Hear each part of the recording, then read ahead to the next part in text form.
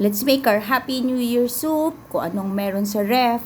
So, meron kaming tubig, and then I have ham bone, meron mga buto-buto ng manok. Swerte ako, meron kaming chicken ham, so malasa yung mga buto. Tapos, pakukuluan nyo to, mga 10 cups ng tubig, so 2 magic sarap para lalong malasa.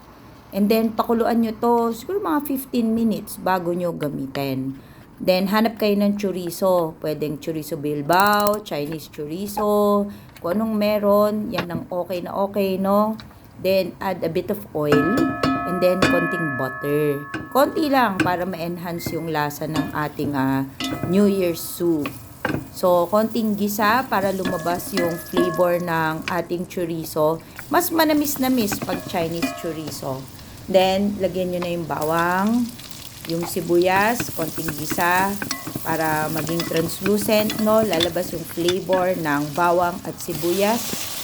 And then, ako, chicken ham. So, pwede kayo ham, pwede kayo, kung may chicken ham, kahit ano, pwede rin namang chicken breast. Yan. Tapos, kuha kayo ng sabaw. Ang ganda ng sabaw namin, no? Wala pang cream yan, milky white dahil dun sa ham bone. Yung ham bone, nabibili mo yan sa grocery o minsan meron yan sa palengke. Isang buo, yung parang pinakapaan ng hamon. Yan, kung meron kayong mabili, masarap yan. Turo ng lola ko yan. So, tanggalin nyo na lahat ng buto, tapos yung ham bone, ibalik nyo kasi sayang naman. Kuha kayo ng mga 3 dakot. That's what I say. Yung sa pasta ba? 3 dakot. Yan. Tapos halo nyo na.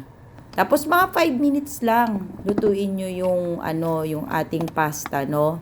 And then, lagay nyo kung anong meron kayong gulay. Then, lagyan nyo ng isang Carnation Everyday Creamer, tsaka isang Nestle All-Purpose Cream.